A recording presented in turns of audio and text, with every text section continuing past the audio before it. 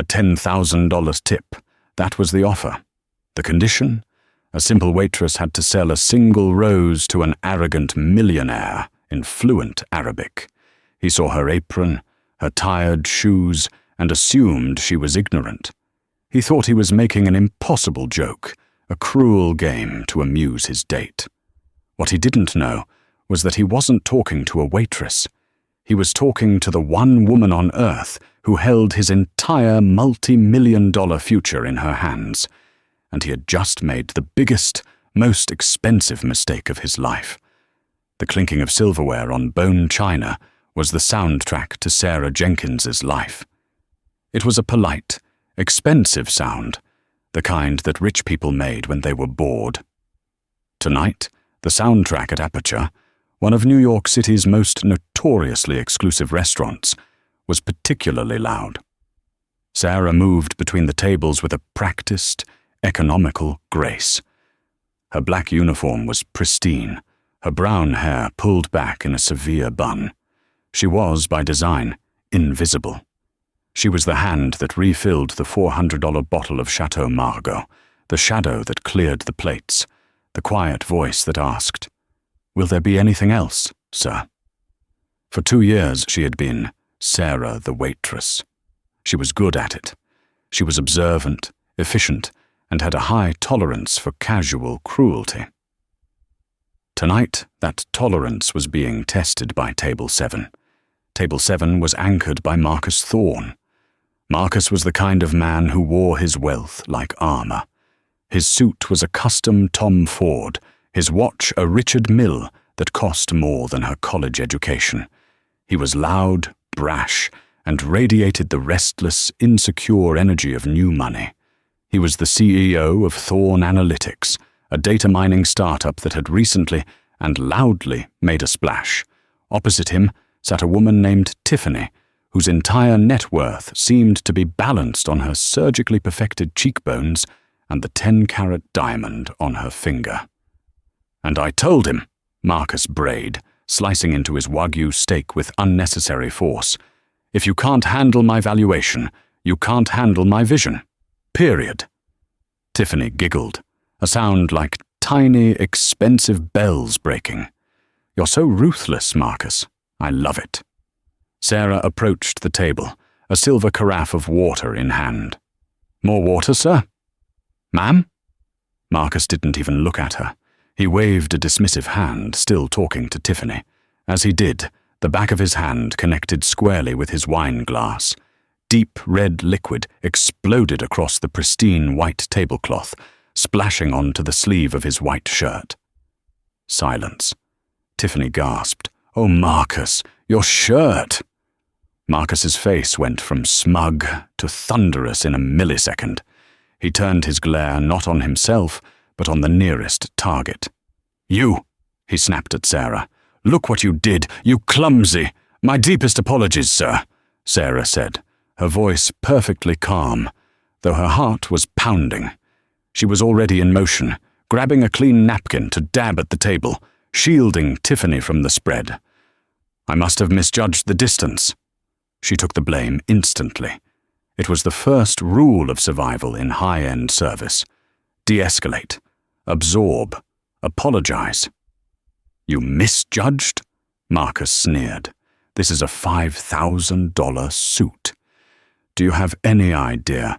I will alert the manager, sir. We will, of course, cover all dry cleaning expenses." Sarah's voice was a mask of professional contrition. "Dry cleaning?" He laughed, a bitter, barking sound. "That's your solution. You probably make in a month what this shirt cost. Just get out of my sight. Go get someone who knows what they're doing, and bring me another bottle of the Petrus, the Euro 5 this time." "Right away, sir." Sarah gathered the soiled napkins and the fallen glass, her movements precise. She didn't scurry. She didn't flinch. She simply exited, her back straight. "Can you believe that?" Marcus fumed to Tiffany as Sarah walked away. The help these days. Absolutely useless. From the service station, Sarah watched them for a moment. She watched him pull out his phone, scroll impatiently, and then laugh at something Tiffany showed him. He had already forgotten her. She was just a piece of furniture that had malfunctioned. She took a deep breath, smoothing her apron. The manager, Mr. Henderson, hurried over. "Table 7 is complaining. What happened?" "A spill, Mr. Henderson. I've taken responsibility. He's abrasive." Henderson sighed. "He's also running up a $10,000 tab. Just keep him happy, Sarah. Or at least, keep him quiet. You're my best. I know you can handle him." "Yes, Mr. Henderson." She handled him. She delivered the $6,000 bottle of Waitress. She served their food with flawless, silent precision. She endured the snide comments from Tiffany about her boring hair and the way Marcus would snap his fingers to get her attention. She was invisible. And that was exactly how she'd wanted it. Until she heard a name that made her blood turn to ice. Sarah was clearing the plates from table 9, a polite elderly couple celebrating an anniversary. She was compartmentalizing, pushing down the sting of Marcus's insults. Humiliation was temporary. Her goals were not. From table 7, Marcus's voice, lubricated by expensive wine, cut through the restaurant's hum. "This new deal, Tiff," he was saying. "It's the big one. The whale. We land this. Thorn Analytics isn't just a unicorn. It's a leviathan." "Who is it?" Tiffany asked, leaning in. "The Al Jamil International Group," Marcus said, his voice dropping to a conspiratorial, yet still too loud, whisper. "Saudi money. Old money. They control half the shipping in the Middle East. Their logistics division is archaic. My algorithm will revolutionize it. They'll be paying me billions for the privilege." Sarah's hands, stacking porcelain plates, didn't shake, but inside her chest, her heart stumbled. Al Jamil. It was her name, not Jenkins. Jenkins was a shield. Jenkins was a fiction. Her real name, the one she hadn't used in 2 years, was Serafina Al Jamil. "I've been learning Arabic for it," Marcus boasted. He leaned back and said, with a terrible butchered accent, "Ahlan wa sahlan." "Welcome. See, they'll eat it up." Tiffany giggled. "You're so smart, Marcus, speaking their language." "You have to, baby," he said, tapping his temple. "You have to show them you respect their culture, even if—" He lowered his voice, but Sarah's trained ears caught it. "Even if you're just there to take their money. The old man, Khalid Al-Jamil, is tough as nails, a real desert hawk. But I'll charm him." Khalid Al-Jamil, her father. Sarah stacked the last plate. Her mind was racing, connecting dots. Thorn Analytics. She recognized the name now. It had been on a list of aggressive potential acquisitions her father's CFO had sent her months ago. Companies they were vetting, not partnering with. And this man, this arrogant, cruel buffet, was pitching them. She turned to walk back to the kitchen, needing a moment to process. This was bad.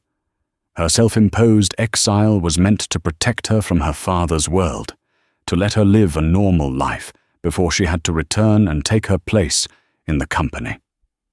She had fled an arranged marriage, fled the suffocating pressure of being the Al Jamil heiress. And now, her father's world had just spilled wine on her and snapped its fingers in her face. As she passed table 7, Marcus noticed her. His eyes, glassy with wine, narrowed. He wasn't done with her. He was the kind of bully who needed a final act.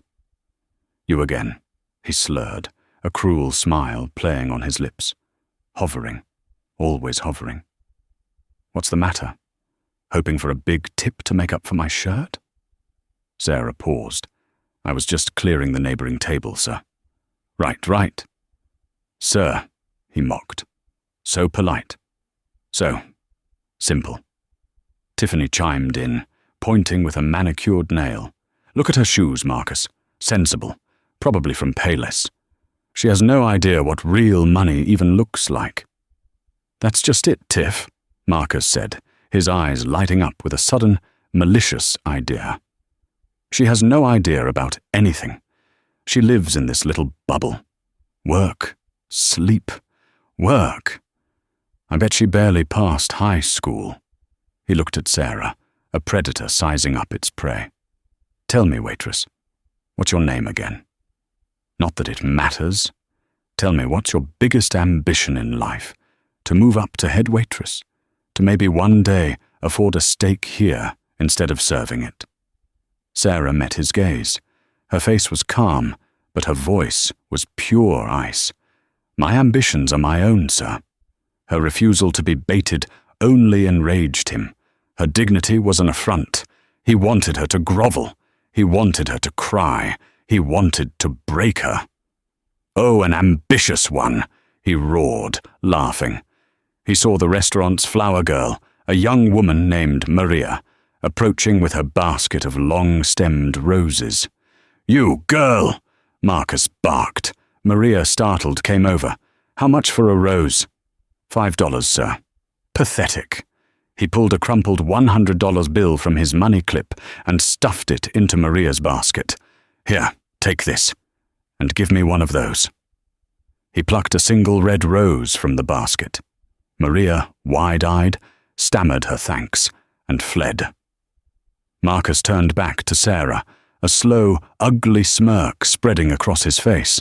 He held the rose up to her. Here's the thing, he said, his voice carrying across the now quiet dining room. I'm feeling generous, and I need to practice my new business skills. He spun the rose between his fingers. I bet you've never been anywhere. I bet you don't know anything. I bet the only language you speak is cash or credit. He leaned forward, and then he laid the trap. The restaurant was quiet. Diners at other tables had stopped their conversations, their forks hovering mid-air. They were watching the spectacle at table 7. Mr. Henderson, the manager, stood near the kitchen entrance, his face tight with anxiety. He started to move forward, but Sarah, sensing his approach, gave a minuscule, almost imperceptible shake of her head. Stay back. Marcus reveled in the attention. He was the director of this little play. I'll make you a deal, he said to Sarah, his voice projecting to his audience. He reached into his jacket and pulled out an obscenely thick money clip. With a flourish, he counted out $10,000 bills. He stacked them, creating a small green brick of cash, and placed it on the table right next to the wine stain. $10,000, he announced. A year's salary for you, I'd wager. Maybe more. Tiffany gasped, her eyes glittering. Marcus, you're crazy. That's a Birkin bag. It's nothing, baby, he said, not taking his eyes off Sarah. It's an investment in my entertainment. He pushed the single red rose across the table toward Sarah. Here's the challenge, waitress. He spat the word like an epithet. I'm practicing my Arabic for my big Al Jamil deal, so you sell me this rose, in Arabic. A few diners laughed uncomfortably. The challenge was absurd. It was impossible. It was a public execution. And not just, please buy this rose, Marcus continued, warming to his theme. I want a sales pitch, a real one, eloquent, convincing. Sell me this rose, right here, right now, in perfect, fluent Arabic. He leaned back, crossing his arms. The trap was set. You do it, he said, tapping the stack of money, and this $10,000 is yours. You can buy all the sensible shoes your little heart desires. He smirked, looking at Tiffany. Of course she can't do it. She probably thinks Arabic is a kind of rug. Go on, Tiffany taunted, her voice dripping with venom. Try it. Say something. Shukran, Habibi. That's all you've got, isn't it? Sarah stood motionless for a 5-second eternity. The silence was absolute. She looked at the rose. She looked at the stack of money. And then, slowly, She lifted her eyes to meet Marcus Thorne's. The entire restaurant held its breath. Mr. Henderson started forward again. "Sir, that is enough. This is highly inappropriate." "It's quite all right, Mr. Henderson," a new voice said. The voice was low, clear and resonant. It was Sarah's voice, but it was not. The subservient, polite monotone was gone. This voice was layered with steel, culture, and an authority so profound that Mr. Henderson physically recoiled. Sarah took one step toward the table. She did not look at the money. She did not look at Tiffany. She looked directly, and only, at Marcus Thorne. Her demeanor shifted. Her posture, already good, became regal. The invisible waitress evaporated, and in her place stood someone else, someone terrifying. "You wish for me to sell you this rose, Mr. Thorne?" she asked, her English suddenly crisp, refined, with the faintest, unplaceable accent that was neither American nor British. Marcus, momentarily thrown by her change in tone, recovered his swagger. "That's the deal. In Arabic. Or do you want to just forfeit and go back to the kitchen?"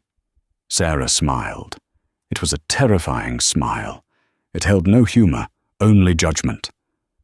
$10,000 is a generous offer, she said, but perhaps it is not enough. "What?" Marcus barked, confused. "I will not sell you the rose, Mr. Thorne." A murmur went through the room. He had won. The waitress was backing down.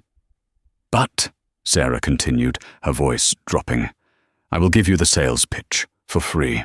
A gift. Consider it. A business consultation." And then she began to speak. She started in Arabic.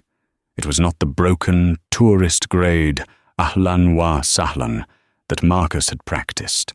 It was a different language entirely. It was the formal, classical Arabic, the fusha, spoken in palaces, in boardrooms and in poetry.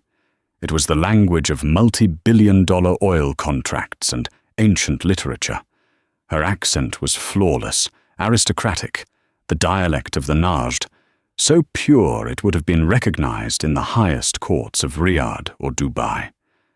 She picked up the rose, holding it not by the stem, but balancing it gently in her palm. "Antala tashtari wadatan, ya Sayyid Thorne," she began, her voice a silken, lethal blade. Marcus's smug smile froze on his face. He understood nothing she was saying, but he understood the way she was saying it. This was not a guess. This was fluency. Sarah took a step closer. "Anta tashtari Ramzan." She continued, her words flowing in a cascade of complex, eloquent prose. She didn't just sell the rose, she wove a parable. Her speech translated, "You do not buy a rose, Mr. Thorne. You buy a symbol. You see a simple flower destined to wilt. I see a contract written in velvet and thorns." She touched one of the thorns. "You see this thorn? This is the risk. This is the blood you draw when you grasp too quickly, with arrogance, without respect for what you are trying to win. It is the cost of disrespecting a partner. It is the sting of a deal built on a foundation of lies." Her eyes bored into his. Marcus was no longer smiling. He was pale. "And the petals," she continued, gesturing to the bloom. "This is the reward. This is the trust, the profit, the beauty that only unfolds for those with patience.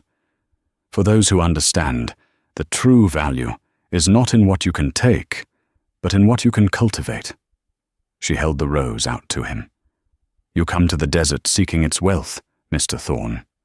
You practice a few words and believe you can charm the hawk from the sky. But you disrespect the sand. You disrespect the wind. And you mistake the hawk's daughter for a common sparrow." Marcus's jaw was slack. He recognized the sound of the language. It was the exact, upper-echelon dialect his 500-an-hour tutors had been struggling to teach him, the dialect of the Al-Jamil family themselves. "Who?" he whispered, his voice cracking. "Who are you?" Sarah stopped speaking Arabic. She placed the rose deliberately on the center of the table, next to the stack of money. She switched back to flawless, piercing English. "You are Marcus Thorne, CEO of Thorne Analytics," she stated. It was not a question. "You are seeking a Series C funding round and a strategic partnership with the Al Jamil International Group." This was the moment Marcus Thorne froze. It wasn't just a pause. It was a full-body system crash. His wine-flushed face turned the color of chalk. The fork he had been holding clattered from his limp hand onto his plate, the sound echoing like a gunshot in the silent room. His eyes were wide, unblinking, fixed on her face as his brain tried, and failed, to process the data. Tiffany, sensing the catastrophic shift in power, stammered, Marcus, what is she? How does she know that?" "You had a preliminary video conference with my father's chief financial officer, Mr. Badr al-Omran, on October 28th, Sarah continued, her voice relentless, dismantling him piece by piece. "You pitched your data mining algorithm for their logistics division." She leaned in, her voice dropping to a conspiratorial whisper that everyone in the room could hear. "And you embellished your user acquisition numbers by, according to our internal audit, 43%. A very optimistic projection, Mr. Thorne." Marcus made a choking sound. "You've been auditing me?" he managed to gasp. "We audit everyone who pitches us," Sarah said simply. "My father despises two things above all else: liars and men who are cruel to people they believe are beneath them. Tonight, you have managed to be both, in spectacular fashion." Tiffany, finally understanding, looked at Sarah with dawning horror. Who are you?" Sarah finally allowed herself a small, cold smile. She looked at Marcus, who looked like a man watching his own execution. "My name," she said, her voice ringing with the authority of generations, "is Serafina Al-Jamil. Khalid Al-Jamil is my father. And you, Mr. Thorne, have been pitching a fraudulent company to my family, while simultaneously insulting me." The silence that followed her announcement was heavier than stone. It was the sound of a multi-million-dollar deal, a reputation, and a man's entire future imploding. Tiffany's hand flew to her mouth. "Oh my God," she breathed. "Al-Jamil? As in, the Al-Jamils? The ones who own everything?" Marcus was shaking his head, a desperate, pathetic gesture. No, that's impossible. Serafina Al-Jamil. She disappeared. She's not a waitress." "I took a sabbatical, Mr. Thorne," Serafina said, coolly, already straightening up. "The performance was over. I grew tired of men like you, who only see a name, a bank account, or an opportunity. I wanted to see what the world looked like without my last name. I wanted to see how people really were. You've been a marvelous case study." Mr. Henderson, who had been watching from the sidelines in a state of pure shock, finally found his legs. He rushed over, his face pale and slick with sweat. Miss Al-Jamil," he stammered, wringing his hands. I had no idea. I am so deeply, profoundly sorry for this situation. For his behavior. For everything." Serafina's icy demeanor melted instantly as she turned to her manager. Her voice was warm and kind. "It is not you who needs to apologize, Mr. Henderson," she said gently. "You have been a fair and decent employer. I have enjoyed my time here, but I'm afraid I must tender my resignation, effective immediately." "Of course, miss. Anything," he babbled. "Please," Marcus croaked from the table. He was trying to stand, but his legs seemed to be failing him. "Please, Miss Al-Jamil, Serafina. It was a joke, a stupid, drunken joke. I didn't mean any of it. He grabbed the stack of $10,000 and shoved it toward her, his hands trembling. Here, take it. Please. It was just a game. Serafina looked at the money, then back at his desperate, terrified face. She didn't touch the cash. Keep your money, Mr. Thorne, she said, her voice flat. You're going to need it. Your fraudulent projections are grounds to void your current investor contracts. When my father's legal team contacts your board of directors in the morning, and they will, I imagine your valuation is going to take a significant hit. That $10,000 won't even cover the first hour of your lawyer's fees. At the mention of lawyers and board of directors, Tiffany made a sound of pure disgust. She stood up abruptly, grabbing her Chanel clutch. Marcus, you're pathetic, she hissed, her face contorted with fury. She wasn't angry at his cruelty. She was angry he was a fraud. She was angry she had backed the wrong horse. You lied to me. You're a fake. Tiffany, baby, wait, he pleaded. Don't touch me, she shrieked, recoiling as if he were diseased. She stormed out of the restaurant, leaving a cloud of expensive perfume and shattered ego in her wake. Marcus Thorne was left alone at his ruined table, surrounded by the wreckage of his life. The wine stain, the half-eaten steak, the $10,000 in cash, and the single red rose. Other diners were now openly whispering. A man at a corner table, who Serafina recognized as a senior editor from Forbes, was typing furiously into his phone. The story would be all over Wall Street by morning. Marcus had been publicly and financially annihilated. Serafina turned away from the table. She began to untie the strings of her simple black apron, the last remaining piece of her Sarah Jenkins identity. She folded it neatly and placed it on the clean, white tablecloth of an empty service station. It was a symbolic, final gesture. The cocoon was shed. Mr. Henderson was still hovering. Miss Al-Jamil, can I get you anything? Your car. Please let my valets. A taxi will be perfectly fine. Thank you, Mr. Henderson, she said, giving him a small, reassuring smile. And thank you for everything. It was an honor, ma'am. We didn't know. That, she said, was the entire point. She walked toward the restaurant's grand, revolving glass doors. She passed table 7 one last time. Marcus looked up as a shadow fell over him. His face was a mask of utter desolation. The arrogance was gone, replaced by the raw, primal terror of a man who has lost everything. Please, he whispered, his voice broken. Serafina, Miss Al-Jamil, please don't do this. I'll issue a correction. I'll give you a stake in my company, for free. Anything. Just don't call your father.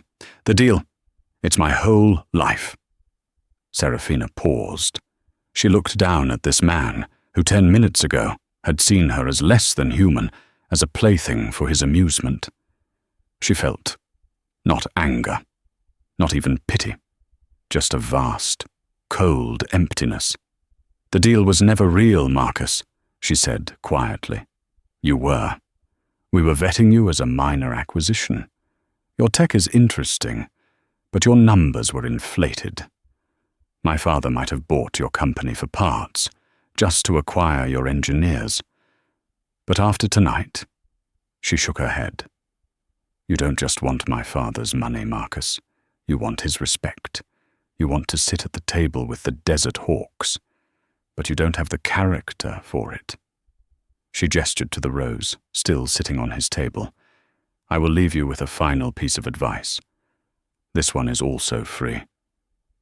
He looked up, desperate for any scrap of hope. The next time you meet a waitress, or a janitor, or a taxi driver, you must remember one thing. You have no idea who they are. You don't know what wars they've survived, what empires they've built, or what languages they speak. You see a simple person. I see a human being. She leaned in one last time. That, Mr. Thorne, is the difference between you and my father. It is why you will always be pitching, and he will always be the one who buys. Marcus slumped back in his chair, defeated, a hollow shell. Serafina Al-Jamil turned and walked through the revolving door, out into the cool, chaotic symphony of the New York night. She was no longer an invisible waitress. She was herself. She took a deep breath of the city air. It smelled like freedom. She pulled her hair out of its tight, serviceable bun, letting it fall over her shoulders. Then she pulled her personal, encrypted satellite phone from her simple coat pocket. She scrolled through the contacts until she found the one she was looking for. She pressed call. It picked up on the first ring. "Father?" she said, a small smile playing on her lips. A deep, warm voice, crackling with static from 10,000 miles away, replied, "Serafina, my daughter. It is so good to hear your voice. Are you well? Are you safe?" "I am well, Father, and I'm safe," she said, flagging down a yellow cab. "In fact, I'm ready to come home. My sabbatical is over." She could hear the deep, relieved sigh from the other side of the world. "Alhamdulillah. It is time. Your seat on the board has been empty for too long." "I know," Serafina said, climbing into the cab, "and I have a lot to tell you. But first, you need to hear about a tiny, fraudulent company called Thorne Analytics." The yellow cab's tires hissed on the damp Manhattan pavement, a sound of escape. Serafina Al-Jamil sat in the back, the synthetic-smelling air of the taxi, a stark contrast to the perfumed, high-priced atmosphere of Aperture. She was in the space between two worlds, no longer Sarah Jenkins, but not yet fully Serafina Al-Jamil. The transition was happening in real time. She pulled the encrypted satellite phone from her simple coat pocket. The device, a dull, functional brick, was her only link to her real life, a lifeline she hadn't used in 6 months. It powered on with a familiar, secure chime. She scrolled to the only contact she needed. The Hawk. It rang twice, a secure connection bouncing across continents before connecting to a study in Riyadh. It was late afternoon in New York, but it was the dead of night in Saudi Arabia. He picked up instantly, as she knew he would. A deep, warm voice, crackling with distance but strong as steel, spoke one word. "Serafina?" "I am well, Father," she said, the sound of her own voice speaking to him feeling strange, almost foreign. "And I'm safe." A profound, heavy sigh of relief came through the phone. "Alhamdulillah. Ya binti, my daughter. It has been too long. Your experiment, it is over?" "The experiment is over," Serafina confirmed, watching a bus splash through a puddle, the faces of its passengers blurred and anonymous. "I learned what I needed to know." "And what is that?" Khalid Al-Jamil asked. "I learned," she said, a new, cold hardness in her voice, "that you were right. I learned that the world is full of men who will mistake kindness for weakness and service for servitude. And I learned that one such man, a liar and a fool named Marcus Thorne, has been trying to defraud our company." There was a sudden, sharp silence on the line. The warmth was gone, replaced by the ice of the desert hawk she had spoken of. "What?" her father said, his voice dropping to a dangerous whisper. "Did he do?" "He is the CEO of Thorne Analytics. He has been pitching Barda, feeding him fraudulent numbers. But that is a business problem." She paused, her grip tightening on the phone. "Tonight he was disrespectful. To me." She didn't need to elaborate. She didn't need to describe the spill, the insults, the $10,000 challenge. Her father knew the world. Disrespectful, Khalid repeated. The word was a death sentence. Badr! She heard him call, his voice muffled, to someone in his study. Get the legal team. Now. He was back on the phone with her. Where is he? I will send— No, father, Serafina interrupted, and the command in her own voice surprised even her. You will do nothing. We will do this, but not in anger. We will do this intelligently. He is a predator, but he is a sloppy one. He's left a trail. His arrogance is his weakness, and I just handed him the shovel to dig his own grave. He thinks I am just a waitress. Let him believe that for a few more hours. It will make the morning that much more illuminating. She saw her father's strategy in her own words. He was a lion. He did not chase. He waited. He cornered his prey. You are right, Khalid said, a new note in his voice. Pride. Deep, resonant pride. You sound like your mother. What is your plan? I'm on my way to Teterboro. Have the jet ready. I'll be in the air in 2 hours. I'll draft the full brief on the flight. When I land in Riyadh, we present a united front. Badr needs to prepare our internal audit of Thorn Analytics. We are going to leak it. Not to the press, to the SEC. Her father actually chuckled, a dry, harsh sound. Not a drop of blood, but a complete evisceration. Yes, this is the Al-Jamil way. I will see you in the morning, Serafina. Your seat at the table is waiting. I'll be there, father, she said, and ended the call. She leaned forward to the partition. Change of destination, please. Teterboro Airport. Private hangar. The cabbie, who hadn't said a word, just nodded and hit the gas, taking the turn onto the West Side Highway. Serafina Al-Jamil was going home. Back at Aperture, the restaurant was in a state of suspended animation. The moment Serafina walked out the door, the spell broke. Diners who had been pretending not to watch now burst into a frenzy of hushed, frantic whispers. Phones were out. The man in the corner, a Forbes editor named David Chen, was already on the phone with his bureau chief, his voice a low, excited murmur. You are not going to believe this, but I have the story of the year, he was saying.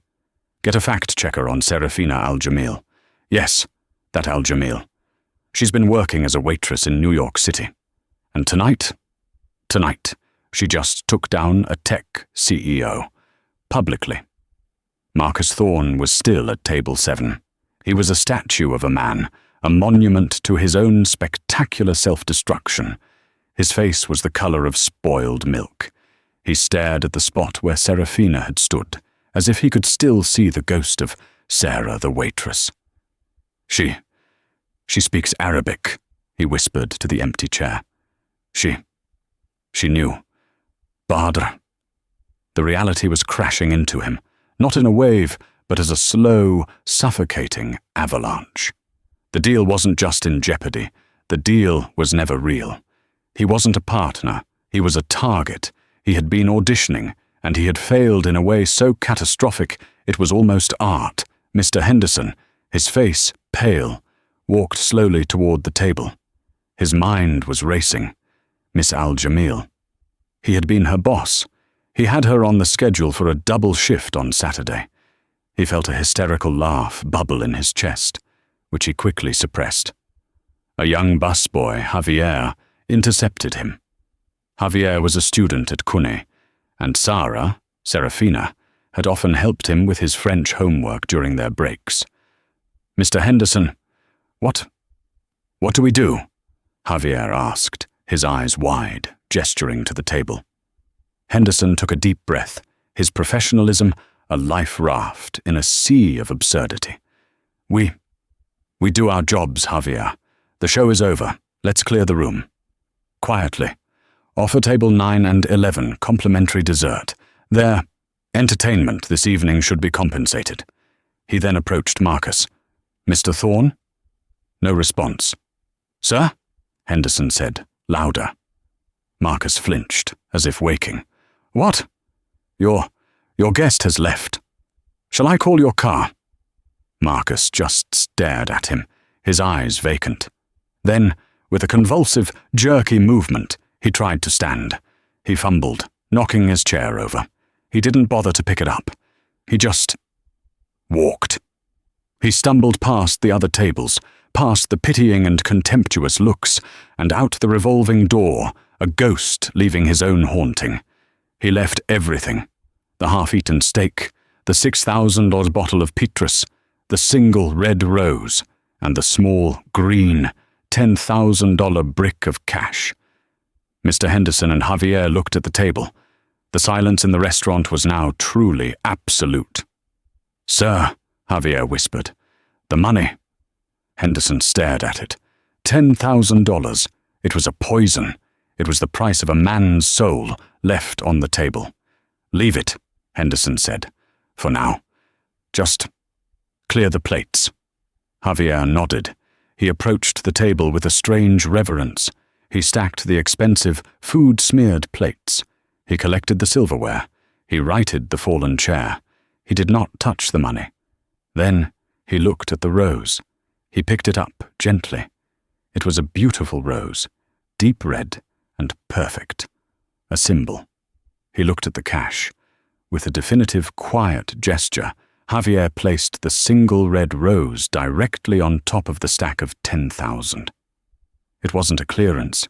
It was a burial. When the last diner had left, Henderson called the entire staff, the waiters, the busboys, the hostesses, the kitchen crew, out into the dining room. They stood in a circle around table 7. "Tonight," Henderson said, his voice heavy, "we had the honor of working alongside someone extraordinary. Sarah, as we knew her, is Serafina Al-Jamil." A collective gasp. "She has resigned. And that man," he gestured to the money, "left this. This is not a tip. This is, I don't know what this is. It's the price of his humiliation. It's dirty. We should give it to charity," one of the waiters said. "No," Javier spoke up, his voice surprisingly firm. Sarah, she was one of us. She worked the doubles. She polished the same silver. He didn't give this to her. He left it for the help. That's us." Henderson looked at the young man, seeing a new spark. He nodded. "Javier is right. This money is ours. We will split it. Evenly. Every person on shift tonight. It's not a bonus, it's combat pay." He picked up the rose from the money and put it in the buttonhole of his tuxedo jacket. A small, defiant act.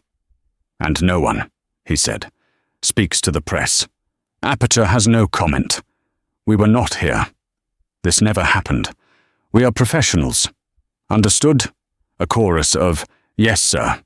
They divided the money, a quiet, surreal ceremony. $10,000. For Javier, it was his next 2 years of tuition. For the others, it was rent, it was debt, it was a breath of air. Serafina Al-Jamil hadn't just destroyed a bully. In her wake, she had, without even meaning to, changed a dozen lives for the better. For Marcus Thorne, the walk home was a gauntlet. Every light in New York City seemed to be a spotlight, every passerby a judge.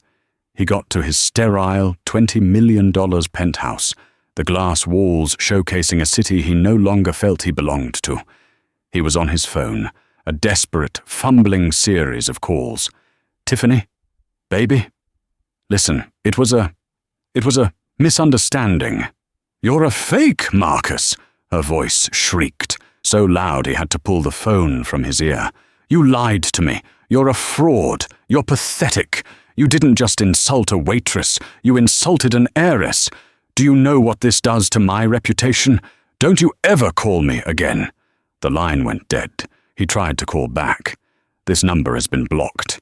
He called his CFO, Paul. Voicemail. He called his head of PR. Voicemail. He called his top engineer. Voicemail.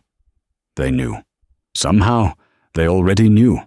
He poured a glass of whiskey, his hands shaking so violently that the bottleneck clattered against the rim. He took a gulp. It did nothing. He logged into his laptop, needing to... What? Delete files? Move money? He didn't know. He tried to access his company's private server. A small, sterile box popped up on his screen. Access denied. Your credentials have been revoked. No, he whispered, typing his password again. And again. Access denied. A cold, primal terror, deeper than any business failure, gripped him. He had been locked out. He had been erased.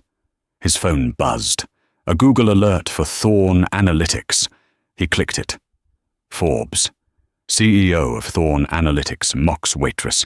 Discovers she's billionaire heiress Serafina Al-Jamil. The byline was David Chen. The story was brutal, factual, and utterly devastating. It had quotes from other diners. He was a bully, plain and simple, one source said. He offered her $10,000 as a cruel joke. And then she started speaking this perfect, classical Arabic. It was like watching a lamb turn into a wolf. The story detailed his cruel behavior, his mockery, the challenge, and her final, devastating reveal. It was, as Chen had promised his editor, the story of the year. And then his phone truly exploded. It was not just alerts. It was emails, texts, hundreds of them, a digital tidal wave. His entire board, his investors, his competitors, and then the email. From Catherine Price, lead investor, Sequoia Prime. Subject, urgent emergency board meeting, 7 a.m. ST. The sun was just beginning to tint the sky. He had a few hours. He didn't sleep. He just sat, staring at the glass wall as the city he thought he owned woke up to his execution. At 7 a.m. he logged into the Zoom call. He was wearing a wrinkled suit from the day before, his eyes shot with red veins. The other faces were a gallery of stone-cold fury. Catherine Price, a woman known for her surgical precision in venture capital, did not mince words. Marcus, we have read the Forbes article. We have seen the 30-second video clip that is now on Twitter, taken by another diner.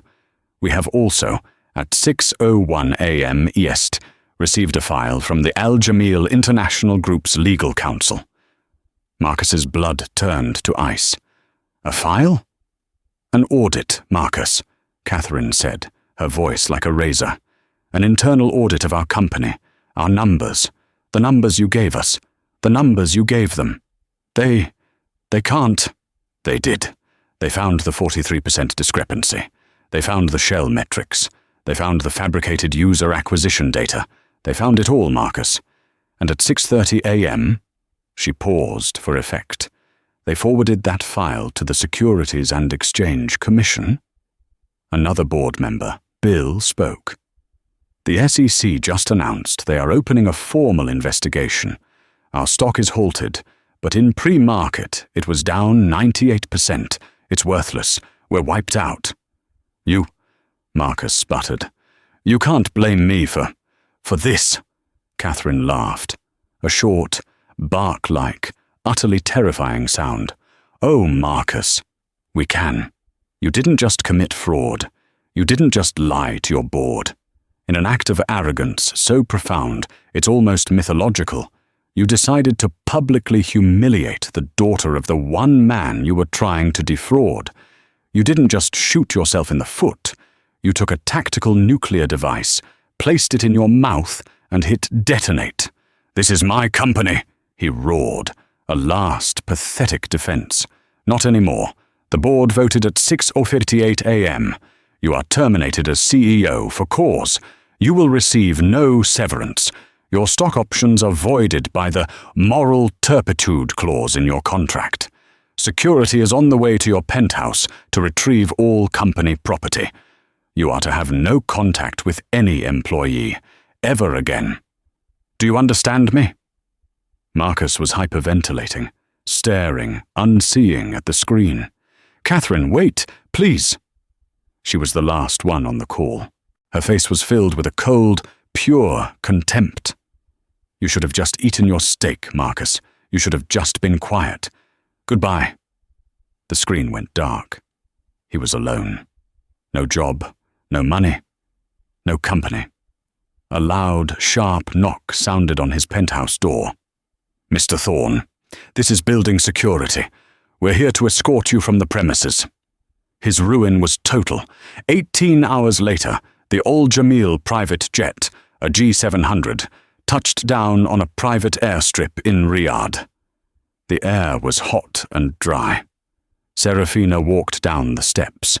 She was not the woman who had gotten on the plane. She had shed the Sarah Jenkins identity, along with her simple coat. She was wearing a perfectly tailored silk blouse and trousers.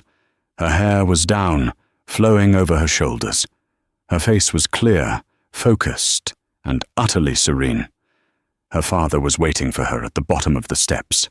Khalid Al-Jamil was a tall man, imposing, with a kind face and eyes that had seen everything. He did not bow. He did not send an emissary. He was there himself. He opened his arms, and she walked into them.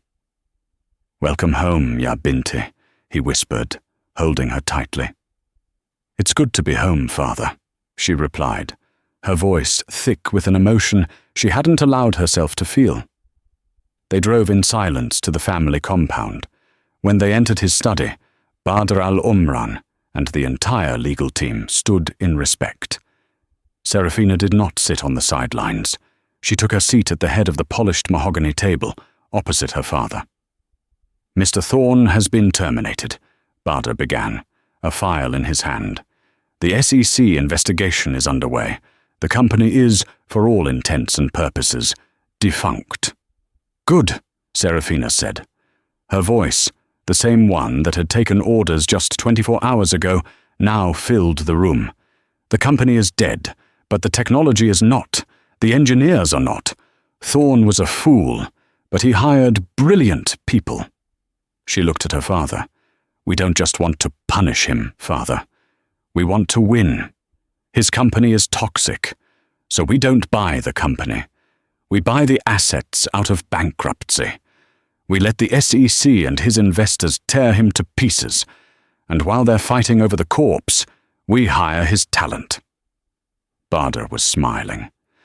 "Our head of talent is already drafting offers, ma'am. We've been tracking their top engineers for months. We'll pay them a 20% premium and a signing bonus. We'll have his entire R&D team by the end of the week." "Done," Khalid said, stamping a document. Serafina looked at her father.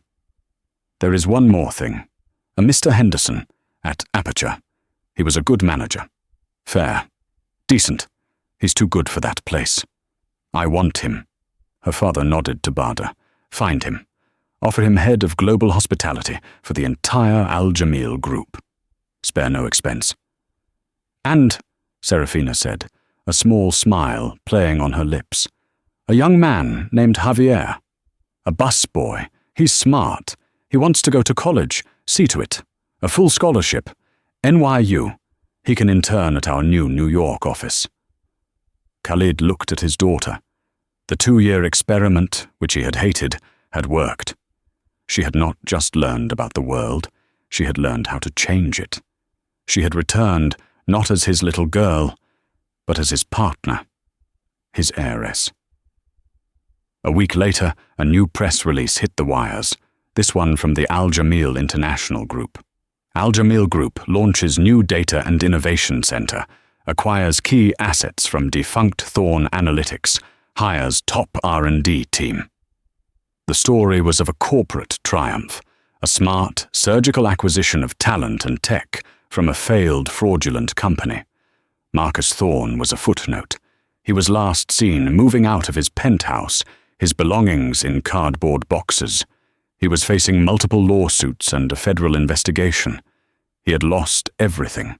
Serafina Al-Jamil stood at the window of her new office, overlooking the Riyadh skyline. On her desk, in a simple crystal vase, sat a single, perfect red rose flown in that morning. She had been a waitress. She had been insulted, mocked, and dismissed. She had been invisible. But she had learned the most valuable lesson of all. The most powerful person in the room is not the one making the most noise. It's the one who is listening. And now she was ready to speak. And the world, finally, was ready to listen. Marcus Thorne sat alone, the $10,000 in cash looking like trash on the $1,000 tablecloth. He lost the deal, his reputation, and his date in the span of 10 minutes. Sarah, or rather, Serafina Al-Jamil, walked away from her job. But she walked toward her destiny, ready to reclaim her power. She proved that you can never judge a book by its cover or a woman by her apron. The world is full of people like Marcus who build their sense of self by tearing others down. But it's also full of hidden royalty like Serafina, waiting for their moment. What did you think of Marcus's humiliation? Do you think he got exactly what he deserved? Let us know your thoughts in the comments below. We read every single one. And if you love stories where arrogance is met with karma, please like this video, share it with someone who needs to see it, and subscribe to our channel for more amazing stories.